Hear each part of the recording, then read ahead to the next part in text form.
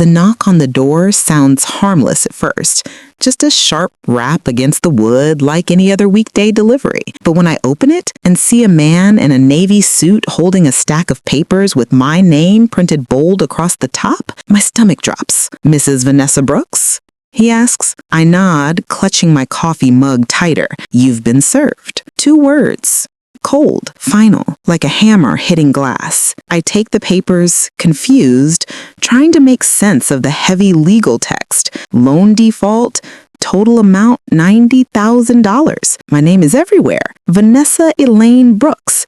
My social security number. My signature. Except it isn't mine. I blink, my heart racing. There's been a mistake, I whispered to myself, flipping pages, but the man is already walking away. When the door closes, silence fills the house, the kind of silence that hurts your ears. I stare at the papers, my mind spinning, then I see it. The business name? Brooks Enterprise Solutions. That's Marcus's company. My husband. My breath catches in my throat. Marcus had been talking for months about expanding his business.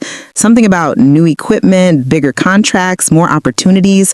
But I never signed anything. He promised we'd be cautious, that we'd plan everything together after paying off our mortgage. So why does this loan have my name on it? I grab my phone and call him immediately. It rings once, twice, then goes straight to voicemail. I try again.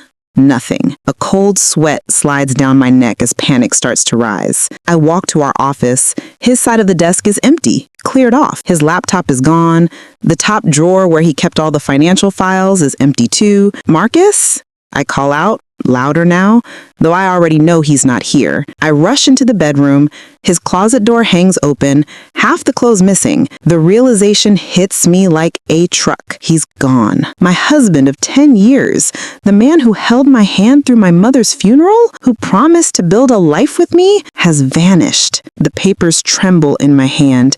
My heart races so fast I can barely breathe. I sit on the edge of the bed, staring at the empty space where his shoes used to be lined up neatly. All I can think about are the little things. His half-empty mug on the counter, the faint smell of his cologne, the way he said, "Trust me, baby, I got us." Trust. The word feels poisonous now. I grab my phone again and dial our bank. The representative's voice is polite, detached. "Yes, Mrs. Brooks. The loan documents were processed last month. It appears your signature was verified electronically. I never signed anything," I say, my voice shaking. She pauses. "Well, the account information matches yours, including your driver's license and signature file." That's when it hits me. He forged everything. My husband didn't just leave, he stole my identity. My body goes numb. I try to stand, but my knees give out.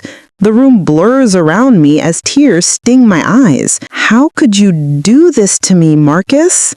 I whisper, my voice breaking. As the day drags into evening, I sit in the dark, clutching those legal papers. Every tick of the clock feels heavier, louder. I open the drawer on my side of the bed, and there it is. The anniversary card he gave me just 2 weeks ago. "To my ride or die. You and me forever." I rip it in half. That night, I barely sleep. My phone rings twice. Unknown number. I let it go to voicemail. But in the morning, when I listen, the voice chills me to my bones. It's Marcus. "Vanessa, don't panic, okay? I had to do this. It's not what it looks like." Then the line cuts off. I freeze. The sound of his voice, calm, almost pleading, reopens every wound. I replay the message again and again, searching for something, anything that makes sense. But all I can hear is my husband lying to me again. And somewhere deep inside, something shifts. Fear turns into fury. If Marcus thinks he can vanish with $90,000 and leave me to take the fall, he doesn't know the woman he married. I'm not just a betrayed wife. I'm about to become his worst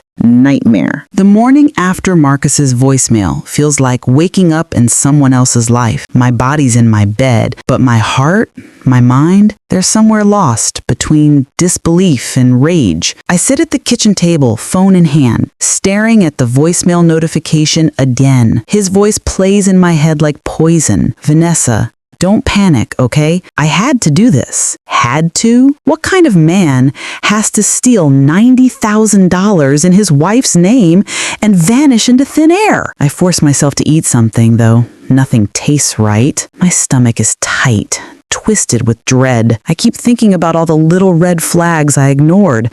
The nights he worked late, but came home smelling like whiskey. The unexplained calls. The sudden need for privacy with business clients. I grab my laptop. If he used my name, there must be a trail. I log into our joint account. My breath catches. 2 large withdrawals in the last 30 days, $15,000 and $12,000, both marked transfer to business partner account. My hands tremble as I scroll further. The business partner's name listed is Clifford Daniels. I remember him vaguely. Tall, clean-shaven, always a little too friendly at Marcus's work events. Marcus used to say, "Cliff's got big ideas. We're about to blow up, baby." Yeah, Marcus, you sure did. I write the name down and start digging. Social media, business directories, anything. After an hour of searching, I find a small photo on LinkedIn. Cliff standing outside a garage-turned-office in Atlanta, Georgia. The caption reads, "New venture underway. Big things coming soon." Atlanta. My heart skips. Marcus's cousin lives there, the one who offered him help with his business last year. I push back my chair and stand. The realization hits me. Marcus didn't just leave. He planned this. Every late night, every fake reassurance, every "trust me," he was building his escape. I call his cousin's number. No answer. I text. "Where is Marcus? I know what he did." No response. The next step is the bank. When I arrive, the branch manager, a polished woman named Miss Everett, greets me with a sympathetic smile. "Mrs. Brooks, I reviewed your file personally. I'm so sorry for what's happened. Can you tell me who initiated the loan documents?" She hesitates. "Legally, we can't disclose details while the investigation is open, but between us, your husband submitted everything electronically. The digital ID matched your driver's license and bank login. It's sophisticated fraud." I swallow hard. "So you're saying he had to have access to my private accounts?" She nods slowly. "Yes, probably for months. Months. All those nights he'd borrow my laptop. The times he'd say, 'What's your password again, babe? Need to check something.' I trusted him completely, and he used that trust like a weapon. Can I press charges?" I ask. Miss Everett sighs. "You can, but if he's your spouse and the funds are tied to marital property, it could get complicated. It's best to consult an attorney." The word attorney feels like another debt I can't afford. Back home, I start calling every number in Marcus's contact list. Most don't answer. The few who do give vague, nervous replies. "Haven't heard from him in weeks. Thought he was traveling. Everything okay, Vanessa?" No, nothing's okay. Around 7 p.m., I sit in the dark again, just like last night, only this time I'm not frozen. I'm thinking, planning. I pull out the old photo album. Our wedding pictures. He looks so sure of himself in every shot. His smile was the kind that could charm a whole room. I used to call it his business smile. Now I know it was his con smile. The phone buzzes. Unknown number. "Mrs. Brooks?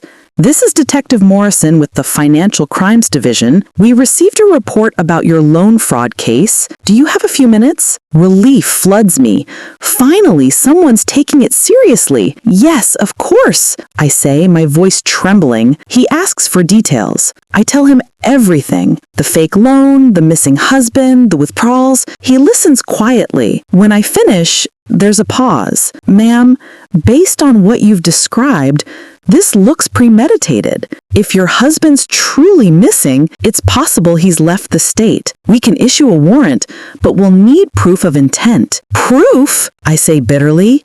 "He forged my name and disappeared." "I understand, Mrs. Brooks." He replies gently, "But paper trails matter. Do you have any written communication about the business deal?" I think of the emails, the texts, all from his business account, all deleted when he left. My heart sinks. "No."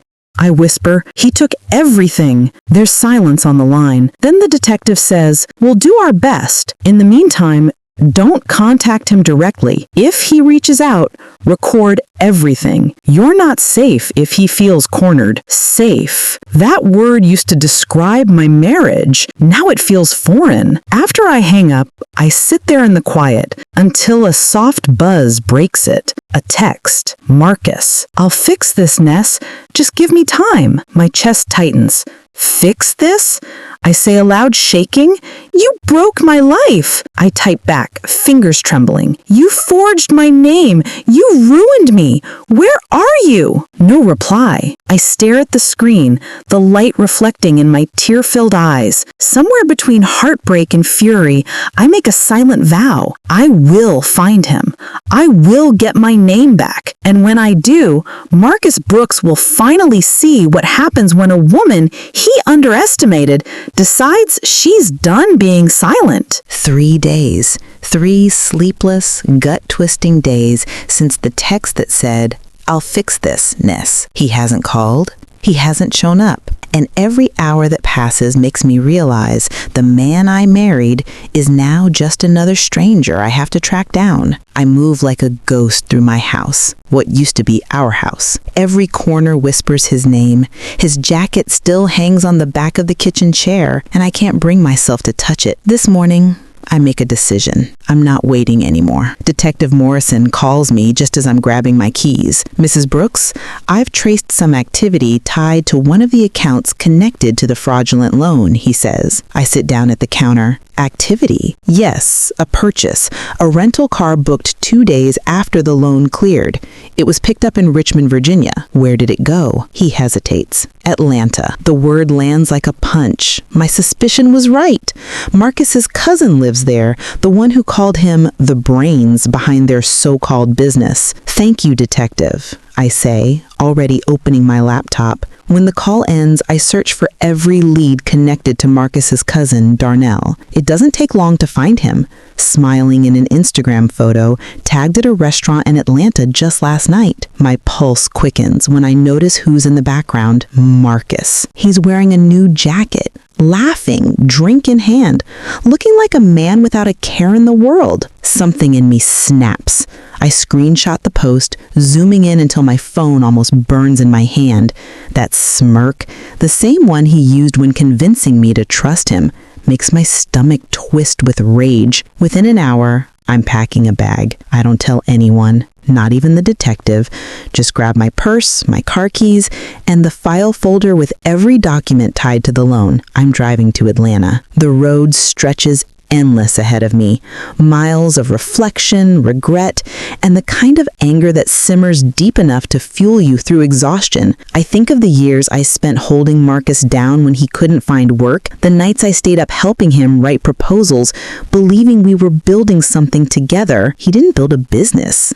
He built a lie. When I finally reach Atlanta, the city lights feel colder than I remember. I book a cheap motel and sit on the bed, staring at my reflection in the mirror. I look tired, older, harder, but I also see something else, a spark of determination. Tomorrow, I'm finding him. Morning comes too early. I drive to the address listed under Brooks Bulls Solutions, the fake company name he used for the loan. It's a rundown strip mall. The sign over the door reads, "Closed for renovation." I knock anyway.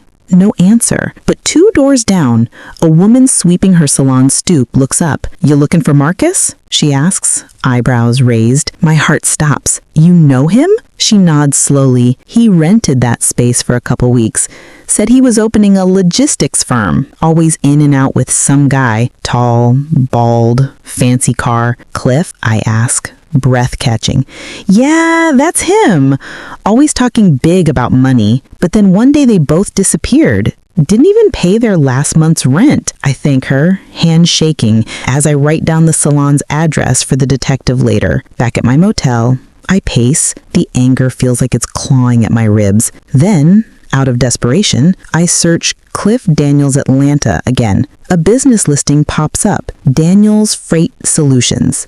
LLC. The address is across town. I drive there in silence, my heart pounding so hard I can hear it echo in my ears. When I arrive, it's a modest building tucked behind a warehouse, and parked right out front, Marcus's old silver SUV. My breath catches. He's here. I sit in the car for a long moment, gripping the steering wheel. My whole body shakes from fear, anger, and heartbreak colliding all at once. Finally, I get out. The sound of my heels on the concrete feels louder than my heartbeat. I reach the door, hand hovering before I can knock. But before I can, the door swings open. Marcus stands there. He looks startled, like he's seen a ghost. His beard's grown out, his shirt wrinkled, but those eyes, the ones I once trusted, still have that smooth, lying calm. "Vanessa," he says, stunned. I stare at him. "You stole my name." He steps back, glancing around. "Babe, it's not like that."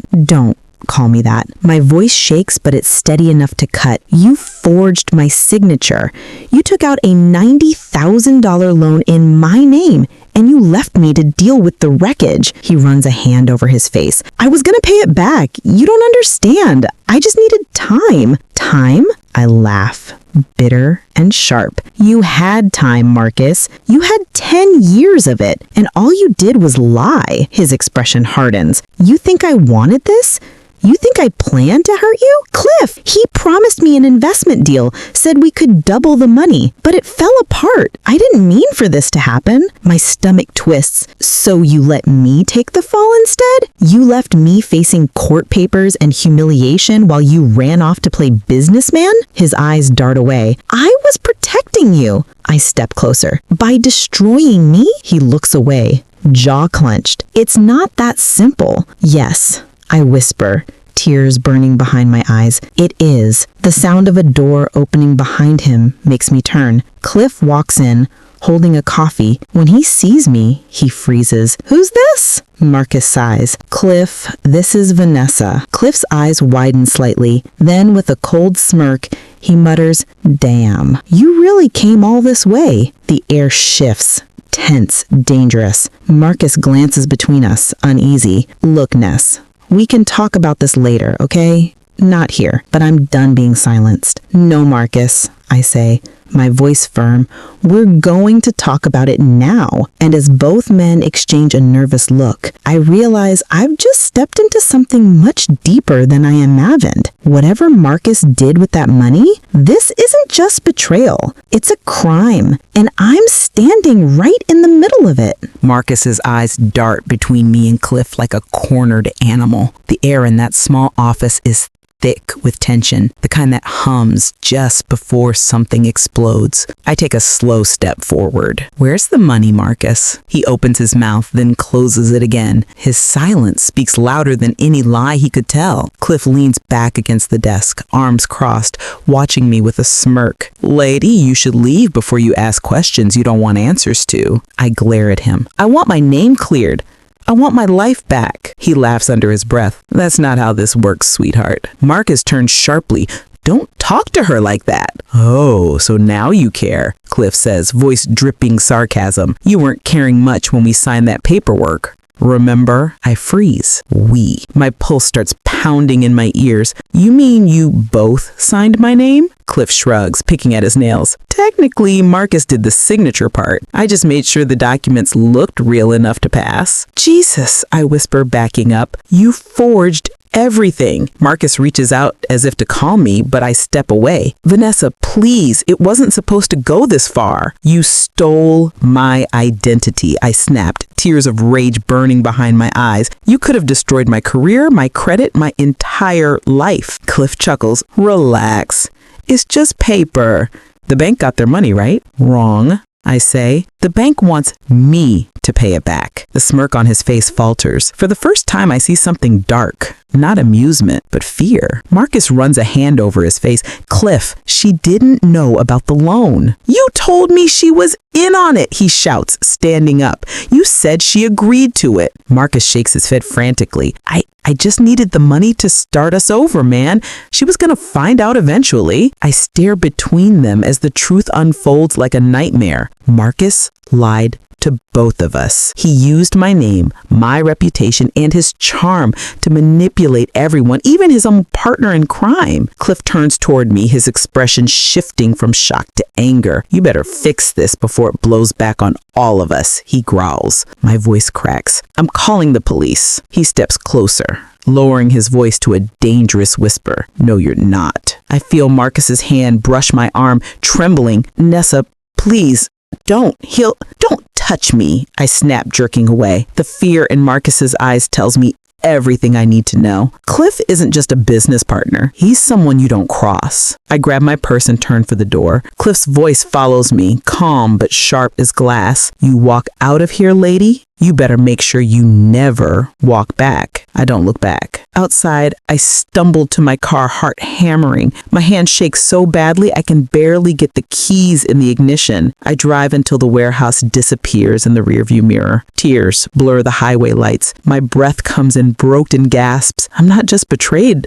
I'm in danger. When I finally pull into a rest stop, I can barely feel my fingers. I grab my phone and dial Detective Morrison. He answers on the second ring. "Mrs. Brooks? It's Vanessa." I choke out. I found Marcus. He's in Atlanta. He's with someone named Clifford Daniels. They used fake documents. They forged my signature. They threatened me. There's a pause. Then his voice hardens. "Stay where you are. Do not go back there. I'm alerting the local authorities." I hang up and collapse back against the seat, shaking uncontrollably. The reality settles in like a stone in my stomach. I'm caught between criminals and creditors, between love and law. For hours, I sit there, under the dim parking lot lights, numb. I scroll through old photos on my phone. Marcus smiling at our wedding. Marcus holding me during storms. Marcus cooking breakfast in his old robe. The man in those pictures doesn't exist anymore. By morning, the detective calls again. We confirmed Daniels has a criminal record, wire fraud, tax evasion, identity theft. We're building a case. I need you to return to Richmond immediately. We'll handle this from there. I nod. Okay. But as I drive back north, the guilt eats at me because deep down, I still love him, and that love feels like poison. Back home, the emptiness of the house swallows me whole. I pour myself a cup of coffee I don't drink and sit at the table staring at the unpaid bills. Every sound makes me jump. Then my phone buzzes. Unknown number. For a moment, I almost ignore it, but something, instinct maybe, makes me answer. "Vanessa?" My blood runs cold. "Marcus." He sounds exhausted, broken. "Please don't hang up. I messed up, okay? But I can fix this. I just need you to trust me one more time." I close my eyes, tears sliding silently down my cheeks. "You had my trust, Marcus. You buried it under debt and lies. I didn't mean for it to go this far," he pleads. "Cliff's dangerous. He's not going to let me walk away. He's threatening to pin everything on you if I don't come up with more money. Then go to the police." "I can't," he whispers. "He'll kill me." Silence. Heavy, suffocating silence. I whisper, "You already killed something, Marcus. You killed us." He doesn't respond. Then the line goes dead. I drop the phone, staring into nothing. For the first time, I see it clearly. There's no saving him anymore. This isn't just a story of betrayal. It's the start of survival, and I'm done being his collateral damage. The next morning feels like waking up inside someone else's life. My phone won't stop ringing. Unknown numbers, voicemails, debt collectors, lawyers. Every call sounds the same. "Mrs. Brooks, we need to discuss repayment terms." Repayment for a crime I didn't commit? Detective Morrison's voice is the only one that doesn't sound predatory. He meets me at the station, his face drawn and tired, like he's seen too many women sitting exactly where I am. "We found Clifford Daniels' warehouse," he says. "Empty, paperwork shredded. He's gone." "And Marcus?" I ask, barely above a whisper. He exhales. "Also gone. His car was left near the Greyhound station. We're checking cameras." I press a trembling hand to my chest. "He called me last night. Said Cliff was threatening him.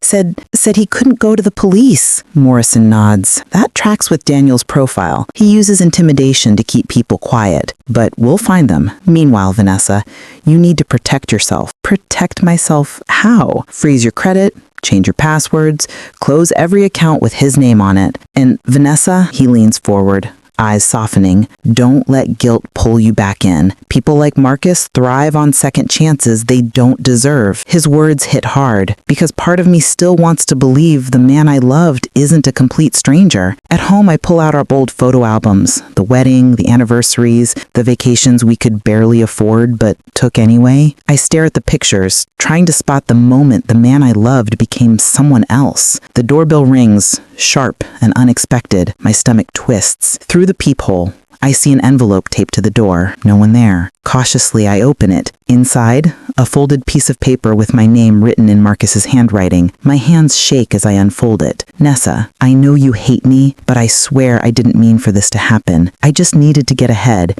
Cliff said it was a short-term deal. I'll make it right. Don't talk to the cops. They'll only make it worse. M. I sink onto the couch, clutching the note like a lifeline I don't want to hold. Don't talk to the cops. That's not the voice of a husband. That's the voice of a man protecting his partner in crime. My anger burns through the grief. I grab the letter, shove it into a plastic bag, and drive straight to the precinct. Detective Morrison takes one look at the handwriting and nods grimly. This helps. We'll send it to forensics. What if he's still in the city? I ask. He studies me for a long moment. Then you let us find him. Don't make contact. I promise I won't. But deep down, I already know I can't sit still. 3 days later, I'm walking through the grocery store when I see him. Marcus, across the aisle, near the back exit, hood up, head down, a familiar slouch in his shoulders. My heart lurches into my throat. Marcus! He freezes, then bolts. Marcus! I shout again, running after him. My cart slams into a display of cereal boxes. People turn, startled. I chase him through the parking lot, my breath ragged, lungs burning. He darts between cars, glancing back once, guilt written all over his face. Stop, I cry. You owe me the truth. He hesitates, just long enough for me to get closer. But before I can reach him, a black SUV screeches up beside him. A man jumps out. Tall, bald, cold eyes. Cliff. Marcus stumbles back, panic flashing across his face. Cliff, please. The man grabs Marcus by the collar, shoves him toward the car. Marcus! I scream, sprinting forward. Cliff's eyes meet mine, and for a split second, I see recognition and warning. Then the SUV door slams. Tires screech, and they're gone. I stand there shaking, watching the car vanish down the road, leaving behind only the echo of betrayal. A woman nearby asks me, "Ma'am, are you okay?" I can barely breathe. No, I'm not. That night, I sit in my car outside the precinct again, too numb to go inside. My reflection in the windshield looks like someone else, a woman aged by stress and heartbreak. When I finally walk in, Morrison looks up from his desk. You shouldn't have gone near him. I didn't mean to.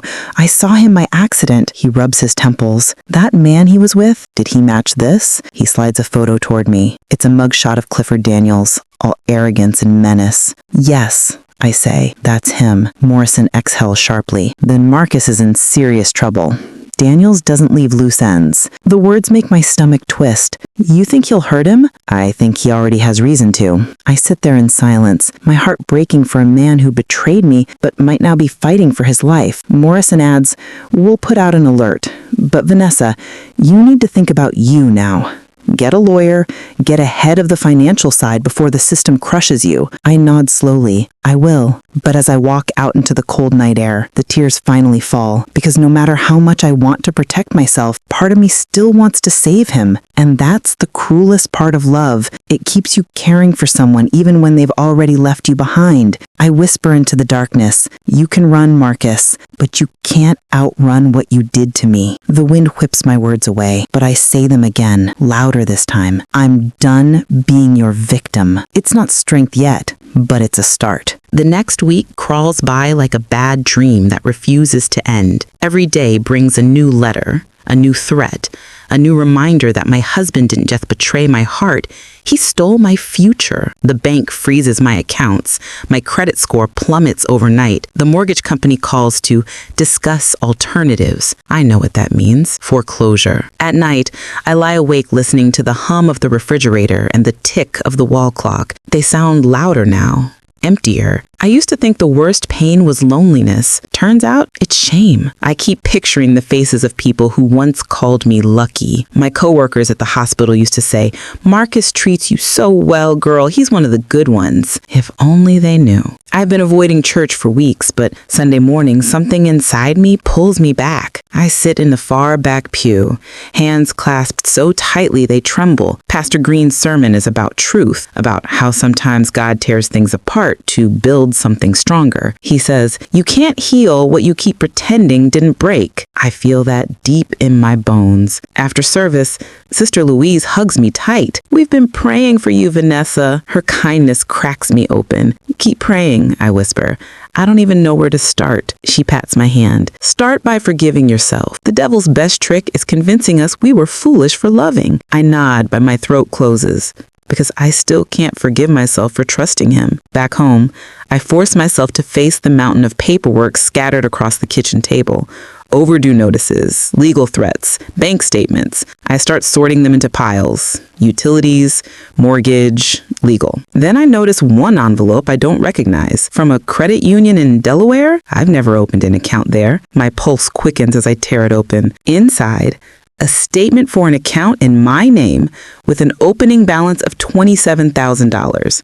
Deposited 6 months ago, and then withdrawn, all of it 2 days before Marcus disappeared. The signature on the withdrawal slip looks familiar. Marcus, I whisper to the empty room. "You hid money. You planned this." The betrayal deepens. It's not just impulsive anymore, it's calculated. I grab my keys and head to the precinct again, the paper clutched like a weapon. Detective Morrison looks up when I burst into his office. "I found another account," I say, my voice shaking. "He stashed money in Delaware under my name." He studies the statement, eyebrows furrowing. "This could be what ties everything together. If we can trace where that money went, we might find him. Or at least prove your innocence completely." He looks at me carefully. "Are you sure you're ready for what comes next? Sometimes the truth hurts worse than the lie." "I'm ready," I whisper. "I've already lost everything else." 2 days later, Morrison calls. "Vanessa, we found the SUV." My heart stops. "Marcus?" he says. "There's blood in the back seat. We're testing it now." The room tilts. I grip the counter, breath catching. "Is he?" "We don't know yet, but we'll find out soon." The line goes dead. I stand there in the silence, realizing something I never thought I'd feel again. I don't know if I want him to be alive or dead. The detective's words echo in my head for hours. "There's blood in the back seat." It's all I hear. Over and over, like a cruel song that won't stop playing. I sit at the kitchen table with a cold cup of coffee, staring at the photo of Marcus and that woman, Linda. His smile looks different now, practiced, empty, like it was always meant to hide something darker. Was the blood his, hers, or someone else's entirely? The uncertainty claws at me. I should feel relief, maybe even vengeance, but all I feel is exhaustion. When Morrison calls the next morning, I can hear the fatigue in his voice too. "Vanessa, it's not his blood." My breath catches, then whose? We're still running tests. The SUV was found near an abandoned storage facility. There were signs of a struggle. Cliff Daniels' fingerprints were on the driver's side door. My stomach twists. Cliff again? He killed someone, didn't he? We're not ruling anything out. But it looks like Marcus ran. The blood belonged to someone else, possibly Linda Shaw. The words hit like a punch. "Linda?" He sighs. "We found her purse inside the car. No sign of her yet." I hang up, my hands trembling. If Linda's missing, then Marcus is either running from Cliff or from a crime he committed himself. I glance around my quiet home, every corner filled with ghosts of who I used to be. I used to love this house, the little yellow curtains, the way sunlight warmed the kitchen tile. Now it just feels haunted by lies. I whispered to the silence, "What did you do, Marcus?" That night I dream of him, Marcus standing in our backyard, his clothes stained with something dark, his eyes begging, "You don't understand. I didn't have a choice." I reach for him, but he fades into shadow. When I wake, the dream feels like a warning. I check my phone. 3 missed calls from an unknown number, 1 new voicemail. I press play, heart pounding, static, then a faint voice. Nessa, please, I need you to listen. It's Marcus. I didn't kill her. I didn't touch her. Cliff, he's out of control. I'm trying to fix this. I left something for you at the old storage unit, Unit 47. Don't trust anyone. Not even the message cuts off. I sit frozen, the phone slipping from my hand. My heart races as I grab my keys and head for the door. Detective Morrison's warning rings in my head. Don't make contact. But this isn't contact. This is survival. The storage lot is quiet when I arrive, tucked behind a row of warehouses. The air smells like rust and rain. Unit 47 is halfway down the row. The lock is broken. Someone's been here before. I push the door open slowly. The air inside is stale, thick with dust. My flashlight beam cuts through the dark, boxes stacked to the ceiling, old furniture, plastic bins labeled office and personal. Then I see it, a blue duffel bag sitting on a metal table. Inside, stacks of paper, a burner phone, and an envelope with my name written in Marcus's familiar scrawl. My hands shake as I tear it open. Vanessa, if you're reading this, it means Cliff is after me. He killed Linda. She found out about the loan and threatened to turn us in. I tried to protect her, I swear I did, but he lost it. I ran. Inside the bag is proof. The documents, the real signatures, the transfers. Cliff's name is on everything. Take it to the police. I'm sorry for what I did to you. I was weak. I thought I could fix it before it all fell apart. If I don't make it back, please know you were the only good thing in my life. Marcus. Tears blur the ink. My heart pounds with conflicting emotions. Rage, grief, pity. Then headlights flash across the doorway. I freeze. Footsteps crunch on gravel outside. Marcus? I whisper, though I know better. A shadow moves past the light. Heavy boots. Slow steps. Vanessa Brooks? A man's voice calls. It's not Marcus. It's Cliff. My heart leaps into my throat. I grab the duffel and back into the darkness. You shouldn't have come here, he says, stepping inside. You and your husband just can't leave well enough alone. My breath catches as he moves closer, his silhouette filling the doorway. He glances around, eyes cold. Where is he? I don't know, I manage to say. I haven't seen him. Cliff smarks. Liar. You got that voicemail, didn't you? He said something about evidence. My pulse races. I tighten my grip on the bag. You killed her, didn't you? His eyes narrow. You think you know what happened? Marcus begged me to help him clean it up. He's no saint, sweetheart. Before I can react, he lunges forward. I duck, the bag slipping from my hand. Papers scatter across the floor. He grabs my arm, twisting hard. Let go! I scream, kicking out.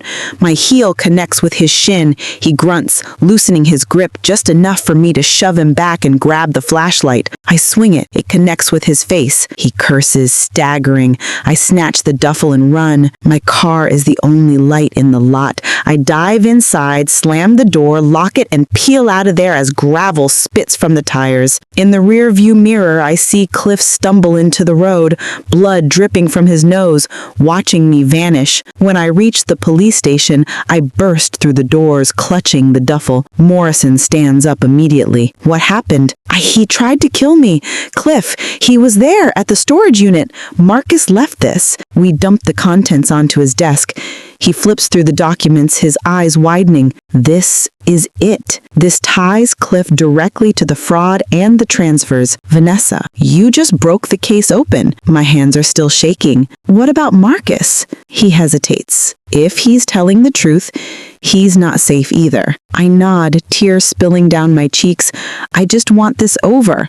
I just want my life back. He places a hand on my shoulder. You're almost there. I look at the duffel bag, the final proof of everything I've lost, and whisper, almost there. But as I walk out into the night, the thought that haunts me most isn't about Cliff or the money. It's about Marcus. Because if he's still alive, he's running out of time. And for reasons I can't explain, I still want to find him first. The next 48 hours feel like a movie I never auditioned for. Detective Morrison tells me I'll need police protection until further notice. The words sound heavy, like a sentence, not a safeguard. 2 officers sit in an unmarked car outside my home while I sit inside, staring at my own reflection in the dark window. There's a new kind of silence now, the kind that hums with danger. The documents from Marcus's duffel bag are locked away as evidence. Cliff Daniels is officially wanted for questioning, but Morrison says they're still piecing together his trail. Marcus, though, he's still missing. I can't stop listening to his voicemail. His broken voice saying, "Don't trust anyone." Every time I replay it, I catch something new, a background noise, a sound like waves. Waves. It hits me.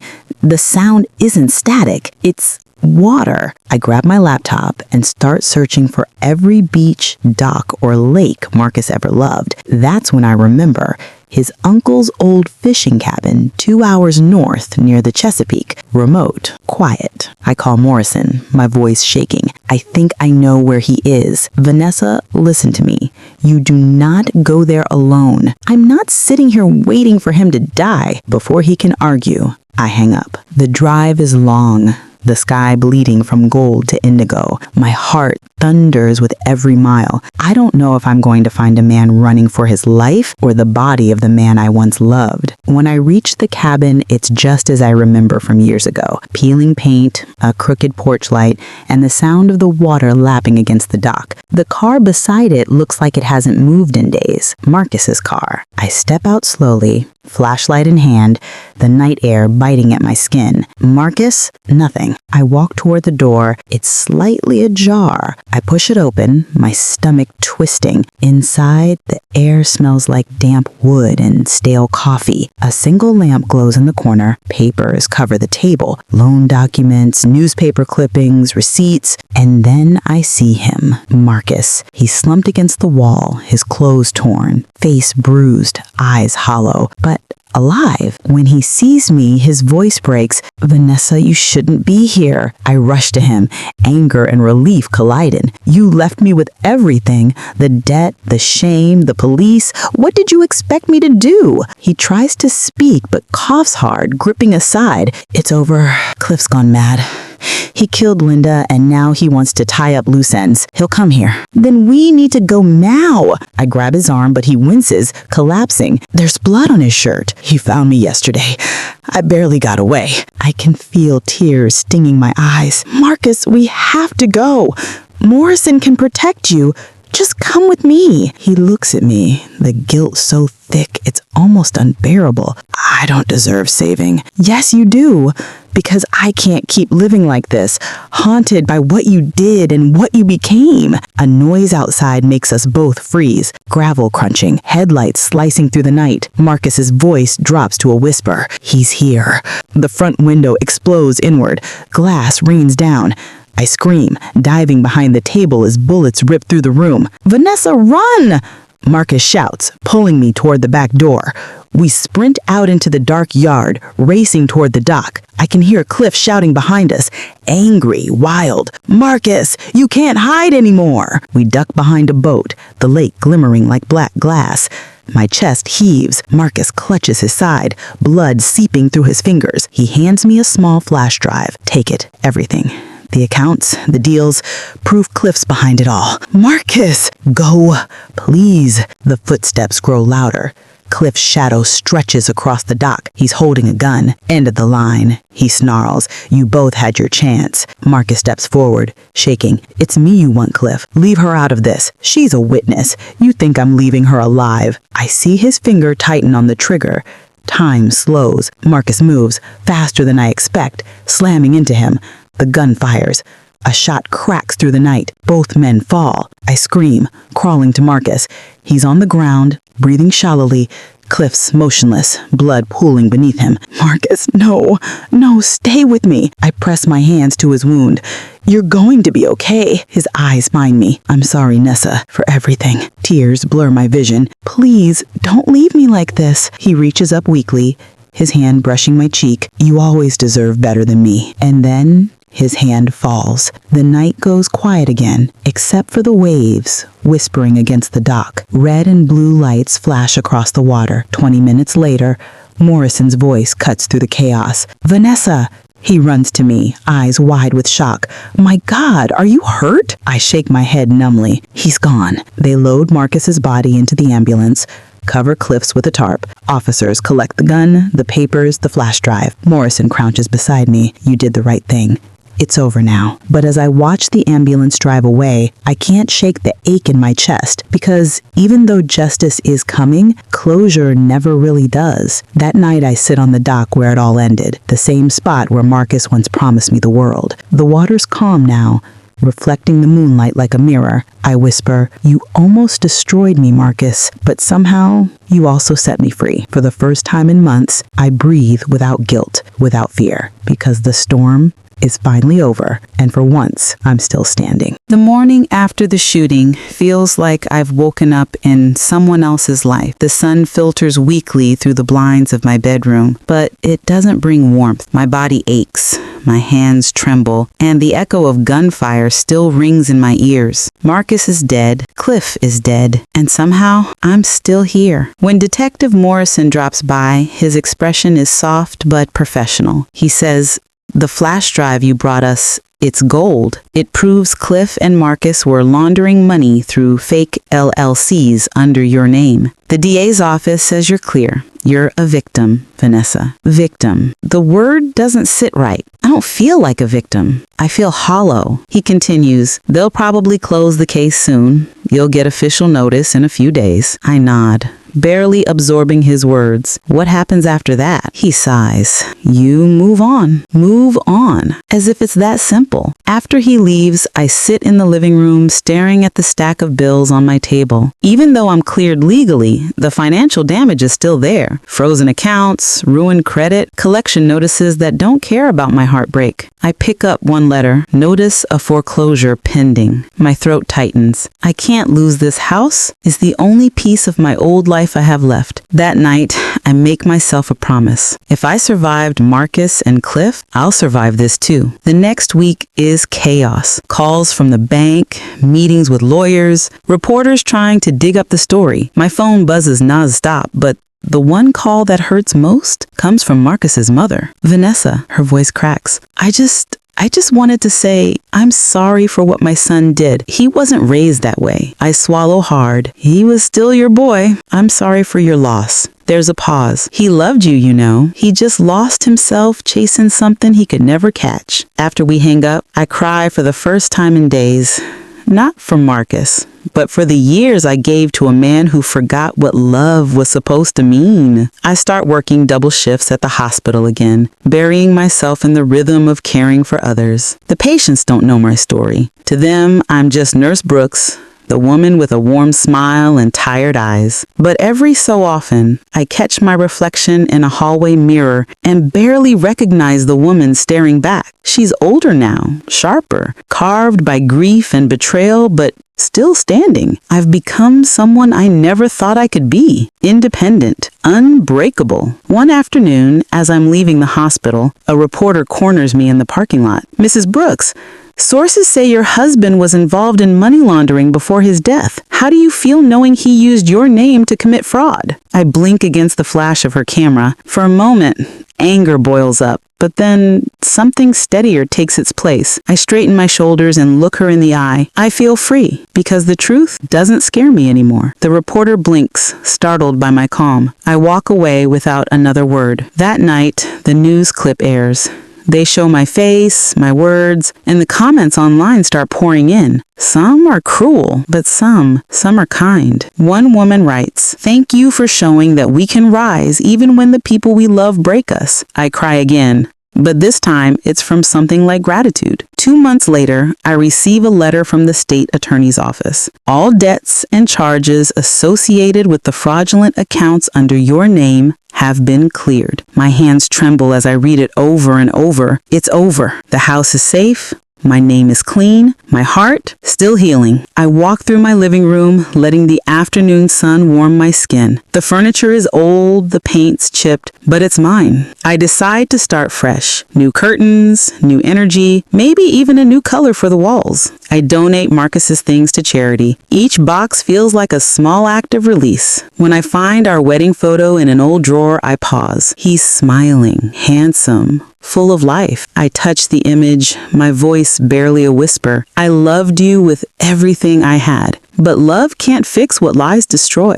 I place the picture in a small envelope and tuck it in a drawer, not to forget him, but to let him rest. One evening, I meet Detective Morrison at a small cafe to sign the final paperwork. He hands me a folder and a small envelope. "What's this?"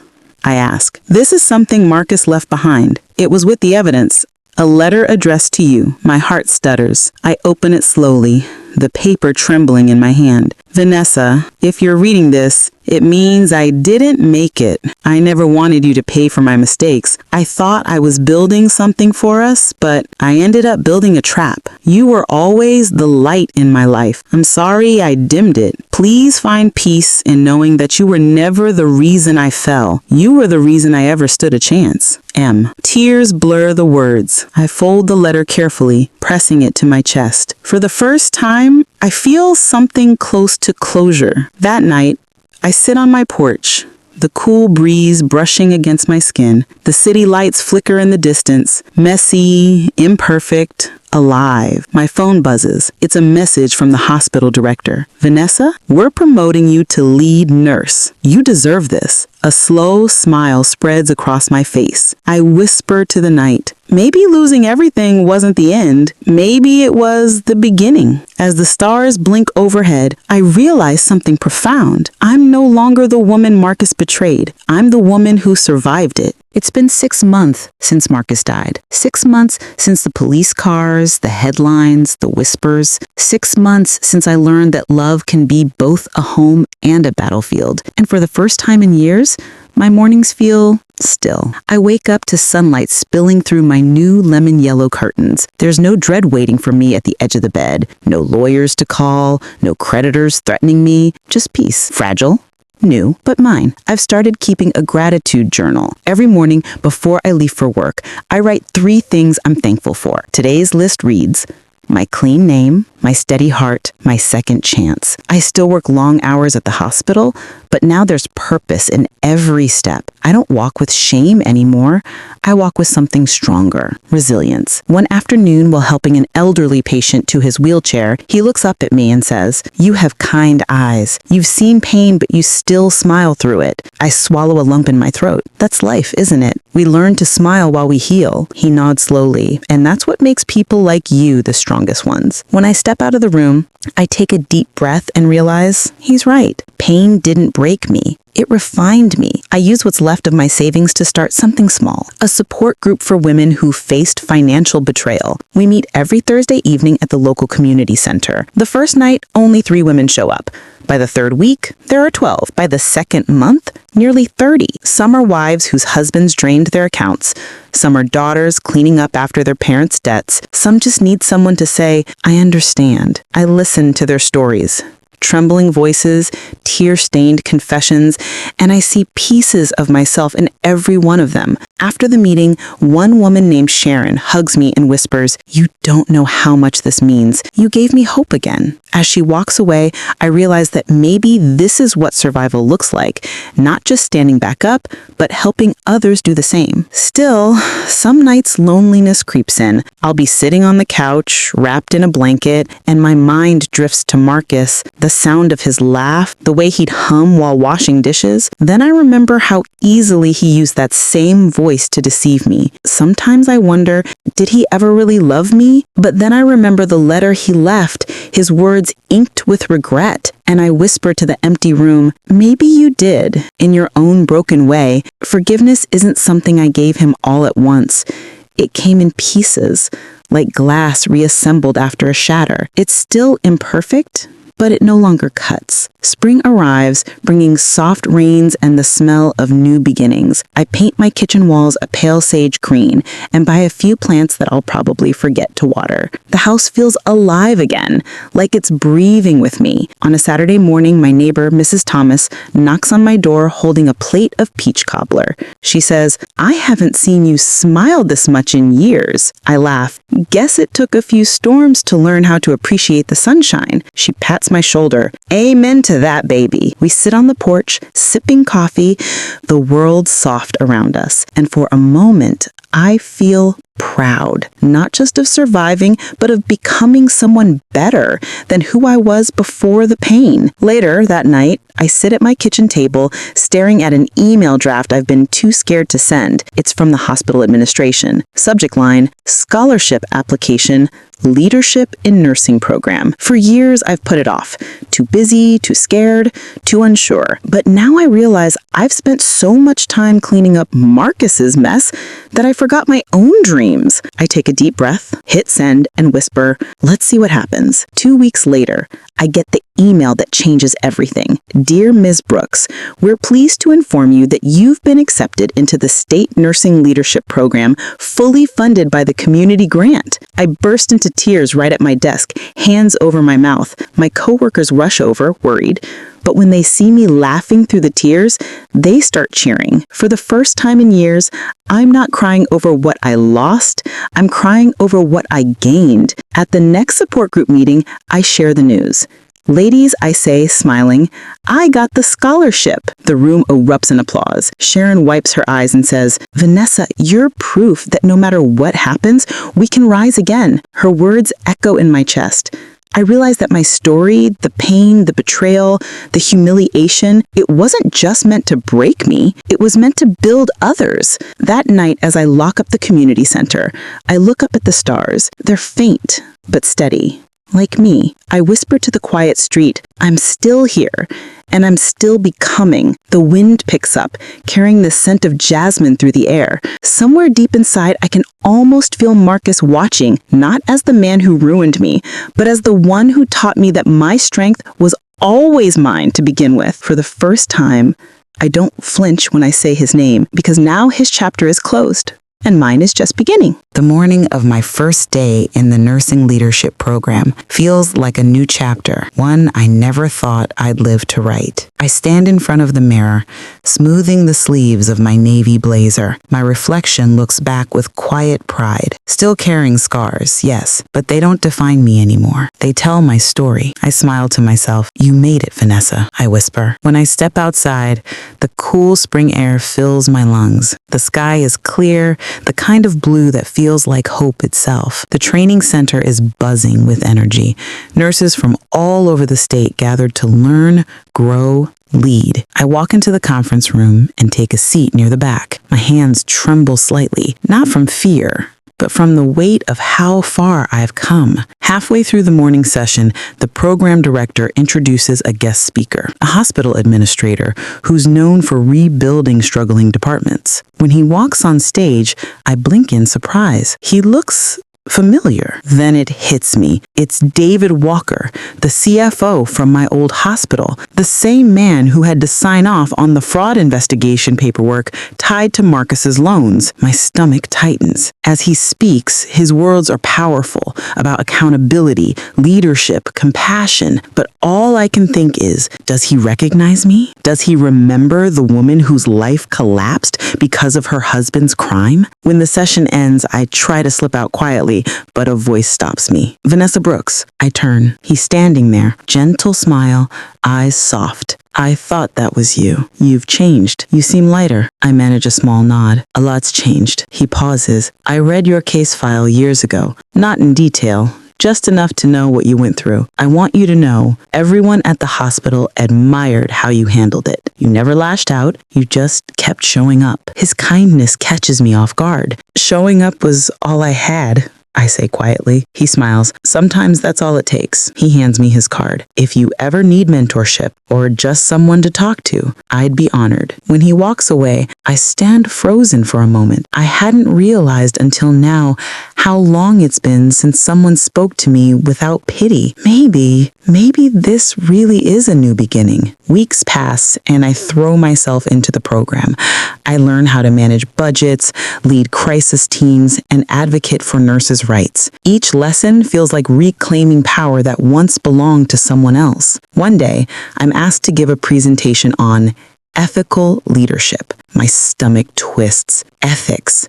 The very thing Marcus destroyed with his choices. But when I step up to the podium, something shifts inside me. I tell my story, not with shame, but with strength. I talk about accountability, about rebuilding after betrayal, about how true leadership starts with truth. When I finish, the room is silent for a moment, then erupts in applause. Afterward, a young nurse approaches me, eyes shining with tears. I didn't think I'd make it through my divorce, but hearing you speak today, it gave me hope. I hug her, and I mean it when I say, "You'll make it, sweetheart.